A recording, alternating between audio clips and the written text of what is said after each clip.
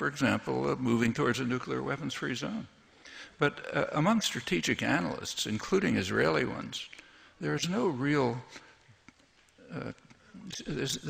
question about why Iran is moving to nuclear weapons capability, which is not the same as having nuclear weapons. It's just being at a point where you could have them. Like most of the advanced industrial world is in that position. Japan, Italy, all sorts of countries. The reason is very simple. Actually, it was described by one of Israel's leading military analysts, very hawkish, Martin von Crefeld, a couple of years ago.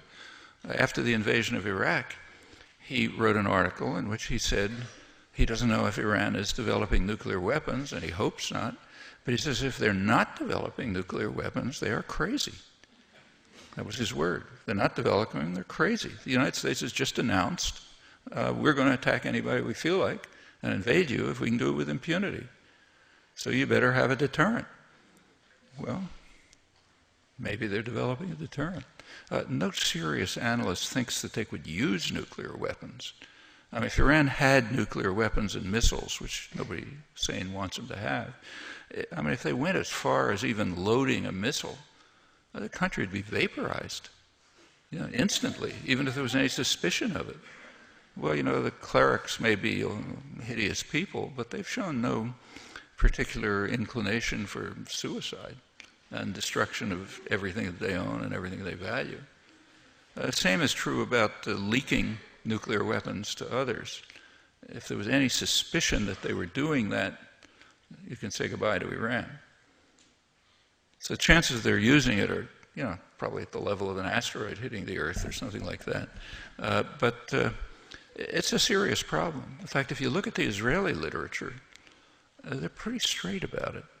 They say that the real threat of an Iranian nuclear weapon is not against Israel, but it's against Zionism. That is what they're afraid of, is that if the region becomes too dangerous, people in Israel are just going to leave. People who have the capacity to, more educated, wealthier, and so on, because they won't want to live in a region with that threat. And in fact, emigration is a pretty serious problem. Emigration of the educated and the trained, educated sectors. So they don't want to face that threat. But I don't think any serious strategic analyst, at least I've never seen one, who thinks that there's the threat that Iran might use a nuclear weapon. I mean, it would total suicide. Thank you. First, thank you, and good evening, Dr. Chomsky. My question is concerning the, just getting information. How do we inform the intellectual classes? Where do you find your information, and how do you access truth in a media that's so corrupt and overtaken by corporate interests? Just how do you become a good biologist? You work, I mean, the important results aren't like written in bold face. I mean, the best biologist is not somebody who read all the technical papers there are. And can't do that. You have to know what to look for.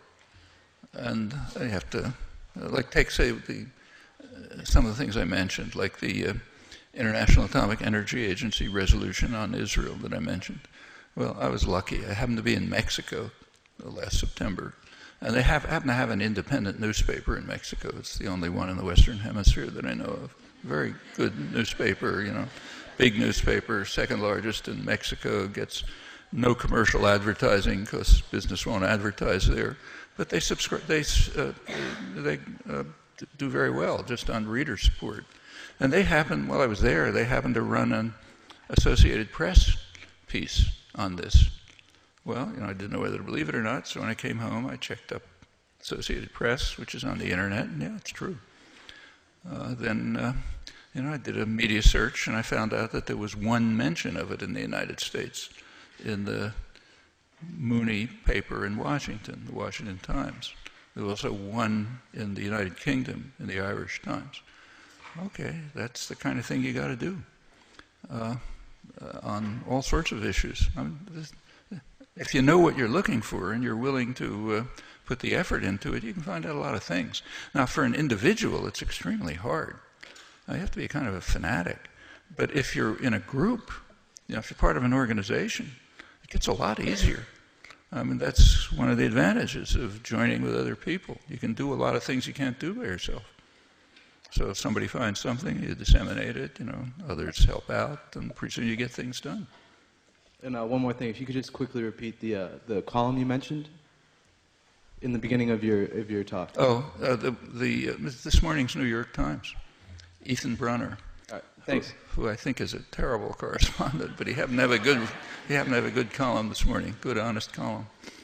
Now, he also did his homework. He dug up the Shavit article, which I didn't expect. I don't think it's in English, so it's in Hebrew, I believe. And he also dug up that international poll, which I haven't seen reported anywhere. So thanks for coming again. I recently watched the classic video of you with William F. Buckley debating the Vietnam War back in the 60s. And so I feel like you've been asked probably every question underneath the sun. So I guess my question would be, what does Noam Chomsky now wish that Noam Chomsky back when he was debating Buckley in the 60s, what did he wish he knew? And if you could also indulge us, what is your happiest moment in life?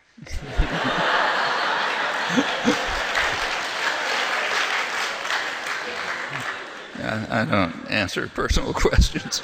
There are some. Well, I don't actually remember. I think that debate was in '69, so I can't remember it in any detail. But looking back at the period in general, my main regret is I was much too mild. I mean, I should have been taking a much stronger position. I mean, Buckley would disagree with that. He would disagree, yeah.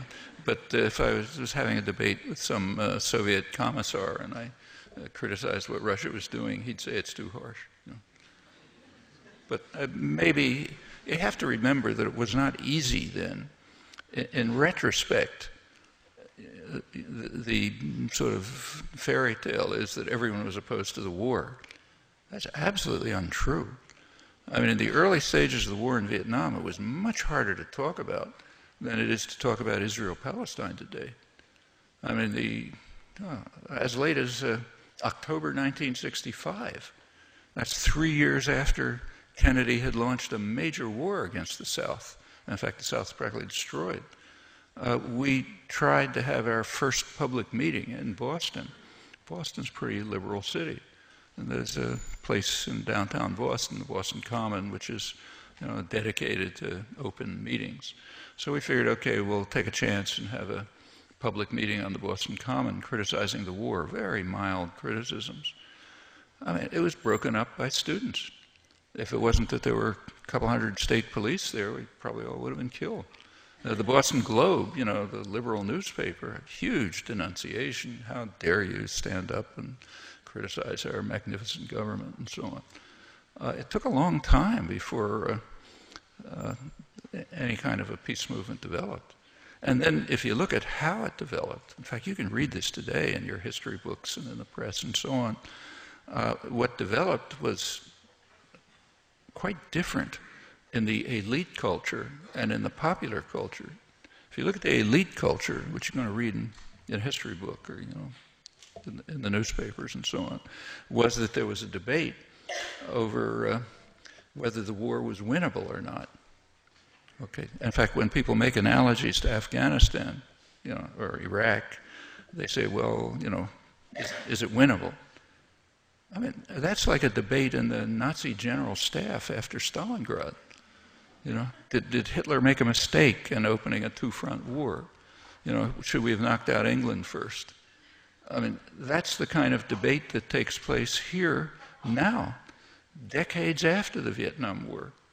Try to check and see, history book, press, journals, a debate over whether it was simply a monstrous crime, the kind of crime for which Nazis were hanged at Nuremberg.